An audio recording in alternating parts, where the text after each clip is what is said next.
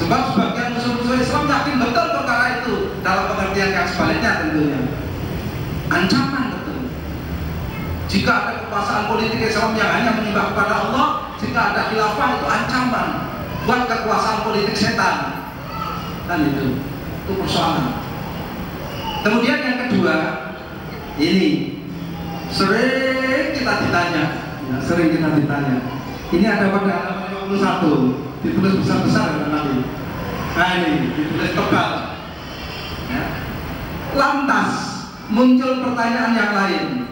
Bagaimana mungkin kita bisa melaksanakan jihad ketika musuh-musuh kita adalah orang-orang Yahudi dan Amerika yang memiliki pesawat terbang, rudal, satelit modern, dan senjata-senjata modern lainnya, sedangkan kita tidak memiliki perlengkapan seperti itu atau yang mendekati itu. Menarik. Ini yang selalu hari ini ditanyakan. Apalagi sekarang ada drone, ya. Pesawat terbang tanpa awak. Itu pengendalinya di Pentagon itu seperti anak-anak kita sedang main game di PlayStation. Ya. Ini aja.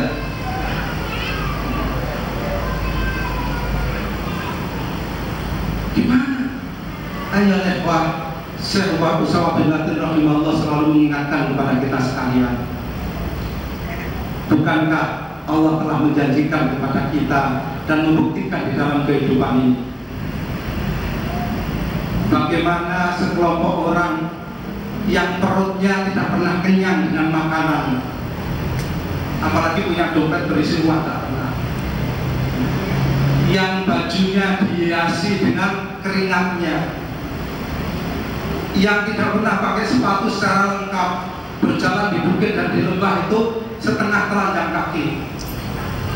Telah dibuktikan oleh Allah Subhanahu wa Ta'ala dengan pertolongan Allah, mereka mampu mengalahkan beruang merah, salah satu di antara superpower pada masanya. Afghanistan mengalahkan Uni Soviet, hancur Uni Soviet. Bagaimana 19 mujahid, ya, terlepas dari kontroversi pikiran orang-orang yang tidak pernah berhubungan dengan para mujahid, mampu menggoncangkan Amerika dan membuat Amerika bangkrut. 11 September yang diberkahi. Setelah itu bagaimana satu wilayah yang hanya 1 mil persegi, ya, Pak, diisi oleh Syekh Usamah bin Laden rahimahullah dan petinggi-petinggi Al-Qaeda dibombardir, ya, berhari-hari tanpa henti, hanya 1 mil persegi. Sebagian besar dari mereka selamat. Selalu diingatkan, yang surkumullah fala ghaliba lakum wa iyyahulkum faman dzalladzi yansurukum min ba'di wa 'alallahi falyatawakkalul mu'minun.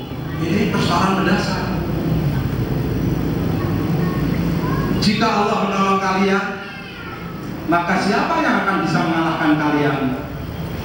Tapi jika Allah menghinakan kalian, menjadikan kalian kalah, siapa yang akan menolong kalian setelah Allah Subhanahu wa Ta'ala?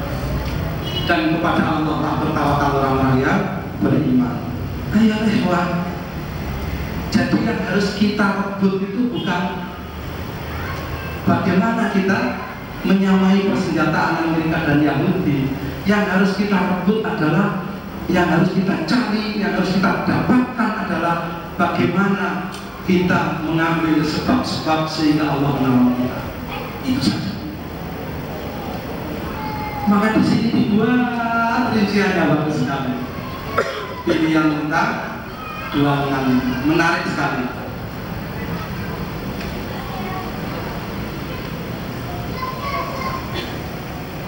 Tefani rahimahullah, semua kriteria ada di Yaman dan Syam. Silahkan nanti dibaca, tadi sudah diberikan oleh Ustaz Rahman Sudirman sebagiannya bagus sekali, ya. Semua kriteria ada di Yaman dan Syam. Ini lebih mengkonsentrasikan potensi kaum muslimin supaya kita bisa fokus kerjaan kita itu apa. Ini menarik sekali, ya. Saya ingin secara geografis, letak strategis Yaman dan Syam sudah beliau beberkan bagus sekali. Kemudian dari segi nubuwah sebagian sudah beliau sebutkan. Silahkan nanti dibaca lagi, menarik sekali. Saya berharap bahwa yang disebut dengan kalimat Syam di sini itu, saya berharap itu Semarang atau Kudus. Tetapi tidak. Ya, sebagai hamba Allah yang taat kepada ajarannya, ya kita ikuti pola berpikir yang telah ditunjukkan oleh Nabi Muhammad SAW. Karena apa? Ma'asyiral muslimin rahimakumullah, ini yang telah membentuk pola berpikir musuh-musuh Islam. Mereka membaca. Saya pernah menghadiri sebuah majelis. Waktu itu ada Ustaz Abdul Azam, ada para komandan-komandan mujahidin. Itu ada sebuah analisa yang menarik, ya, berdasarkan kajian-kajian beliau terhadap produk-produk analisa Barat. Ternyata orang-orang Amerika dan orang-orang Yahudi, khususnya Zionis dan Salibis ekstrim, itu mengambil manfaat tentang nubuwah itu lebih banyak daripada orang Islam itu sendiri. Maknanya apa? Bahwa nubuwah bahwa nanti ya, Syam akan menjadi pusat pergolakan. Itu orang-orang Yahudi, orang-orang Nasrani, ya, terutama Zionis dan Salibis ekstremis, itu mereka kaji betul dan mereka siapkan betul. Mereka siapkan betul untuk menghadapi itu. Karena apa yang tertulis di dalam Al-Quran maupun di dalam hadis-hadis Nabi tentang masalah-masalah yang berhubungan dengan wilayah-wilayah yang ada di Syam itu juga ada di dalam ya Taurat dan Zabur, Taurat dan Injil yang diselewengkan oleh mereka, ya kan? Kemudian menjadi kitab perjanjian lama dan perjanjian baru. Mereka tahu betul. Jadi sekali lagi jawaban daripada pertanyaan itu tadi adalah bagaimana? Kenapa strategi harus disampaikan itu tadi? Karena kita tidak paham tentang strategi itu, sementara musuh sudah paham. Itu persoalannya. Itu yang pertama. Yang kedua, masalah mendasar dalam strategi. Strategi kita tunjukkan, ya, karena memang itu tidak bisa disembunyikan. Tetapi persoalannya adalah timing, cara dari arah mana. Nah, itu tidak pernah akan dibuka. Kapan? Bagaimana cara prosesnya, dari arah mana datangnya? Kalau saya boleh menyimpulkan pendapat saya ketika saya membaca Arab Spring sekali lagi, dan ini kita sempat diskusi dengan beberapa narasumber dalam beberapa pembahasan. Arab Spring itu apakah upaya kaum muslimin di negeri-negeri Arab atau itu pemberian Allah Subhanahu wa Ta'ala? Coba. Ngotot itu upaya orang Islam di negeri-negeri Arab tidak bisa. Itu adalah minal mawahib, itu pemberian Allah Subhanahu wa Ta'ala.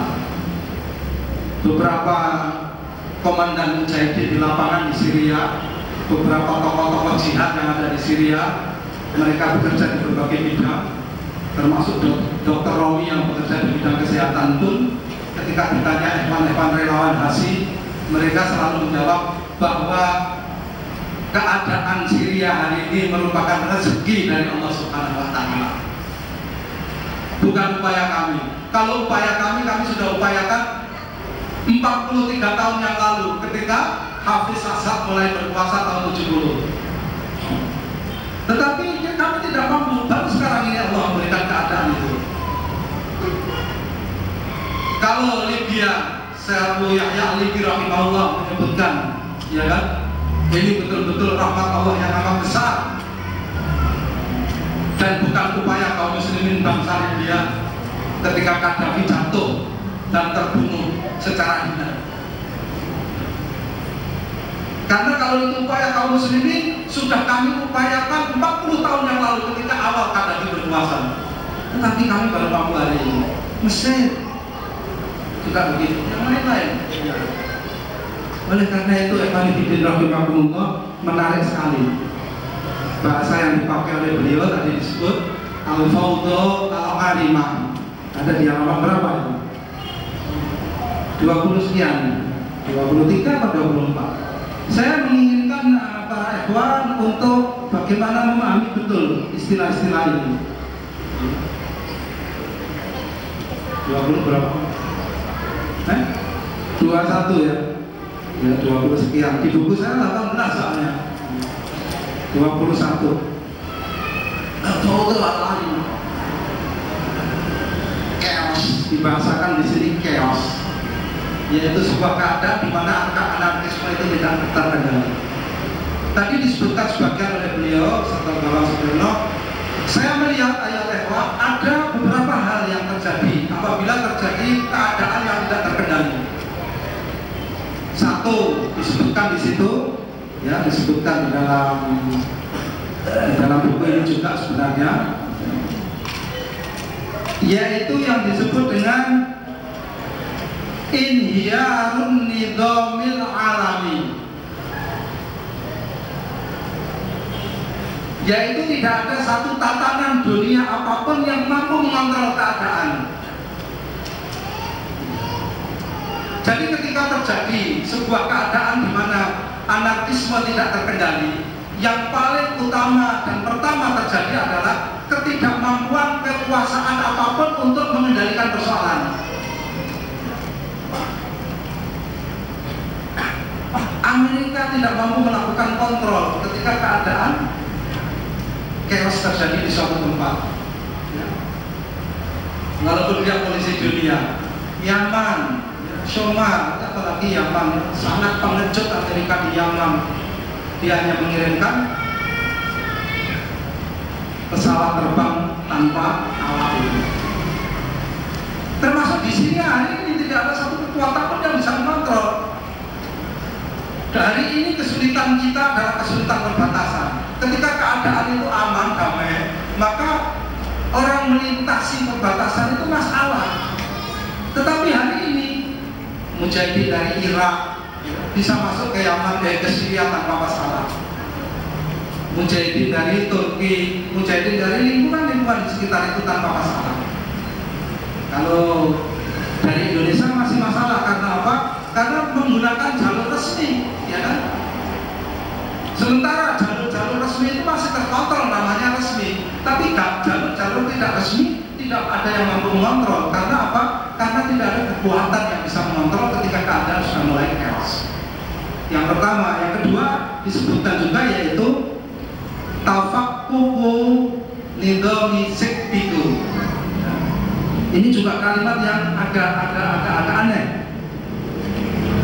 Untuk memahami apa itu sikpiku, ini bagus sekali. Ada tambahan dalam buku aslinya tidak ada, oleh Jazirah ditambahi, yaitu pada halaman 34. Ini kan kalimat yang asing bagi kita. Apa itu sikpiku? Disebutkan dalam beberapa ceramah Sallallahu Alaihi Wasallam tentang apa itu perjanjian Balfour, sikpiku, tapi kita tidak paham. Baru kali ini setelah beliau wafat sekian puluh tahun, kita baru paham sikpiku itu. Di dalam tulisan-tulisan Sayyid Qutb rahimahullah belum disebutkan sama sekali. Ini silakan dibaca, jadi ini menarik sekali. Pada intinya bahwa nizam sikpiku itu membagi-bagi Asia Barat, termasuk Syam, menjadi negeri-negeri kecil. Yang negeri-negeri kecil itu kemudian dikontrol dengan perbatasan yang ketat. Masing-masing ya, di negeri-negeri kecil itu kepanjangan tangan daripada Inggris dan Prancis menjadi penguasa di situ, sehingga menyulitkan. Tapi hari ini hanya dengan adanya chaos di Syria, maka perbatasan itu menjadi tidak berarti, sikpiku menjadi tidak berarti. Ini